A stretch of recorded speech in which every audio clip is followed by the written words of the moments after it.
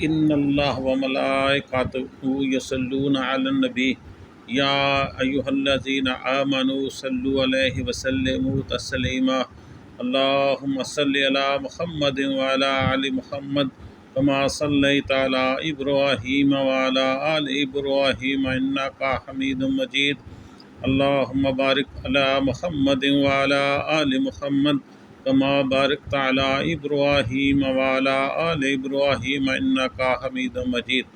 درود پاک کی فضیلت۔ ہر قطرے سے فرشتہ کیسے پیدا ہوتا ہے؟ آخر نبی حضرت محمد صلی اللہ علیہ وآلہ وسلم کا فرمان ہے کہ اللہ تعالیٰ کا ایک فرشتہ ہے، اس کا ایک بازو مشرق میں ہے اور دوسرا مغرب میں۔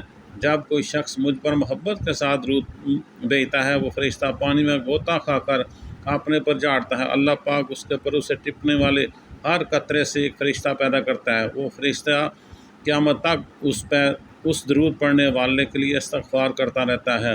واہ سبحان اللہ! دیکھیں، درود پاک پڑھنے والے کے لیے فرشتے کی بھی استغفار کرتے ہیں۔ ایک اور میں آپ کو بہترین درود پاک بتاتا ہوں، وہ یہ ہے کہ نبی کریم صلی اللہ علیہ وآلہ وسلم کا فرمان ہے کہ جو مجھ پر روزانہ 500 بار، کتنی بار؟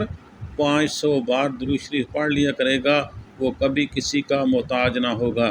یعنی محتاجی سے بچنے کے لیے ہمیں پیارے حبیب حضرت محمد مصطفیٰ صلی اللہ علیہ وآلہ وسلم پر 500 بار درود شریف پڑھنا چاہیے۔ اللہ تعالیٰ ہمیں پھر کسی کا محتاج نہیں کرے گا سوائے اپنے، کیونکہ اللہ تعالیٰ بھی قرآن پاک میں فرماتے ہیں ان اللہ و ملائکتہ یصلون علی النبی یا ایھا الذین آمنوا صلوا علیہ وسلموا تسلیما۔ اے مومنو، میں اور میرے فرشتے نبی کریم صلی اللہ علیہ وسلم پر درود پاک پڑھتے ہیں، تم بھی اپنے نبی پر درود پاک پڑھ لیا کرو۔